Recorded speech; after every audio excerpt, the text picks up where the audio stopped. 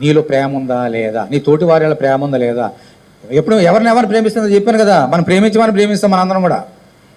అది సంపూర్ణ ప్రేమ కాదు. ఈ లోకం ఎవరైనా చేస్తారు. నేను చాలాసార్లు చెప్పాను, ఒక పేదవాడు ఉన్నాడు అనుకోండి, అక్కడ భిక్షం ఎత్తుకుంటున్నాడు అనుకోండి, ఒక 100 రూపాయలు పెడితే ఏం చేస్తాడు ఆయన? నన్ను లేచి నిలబడి నన్ను దీవిస్తాడు. ప్రభు అది అడిగాను, ఏం లేదు పోవా అంటే ఏం చేస్తాడు? శపిస్తాడు నన్ను.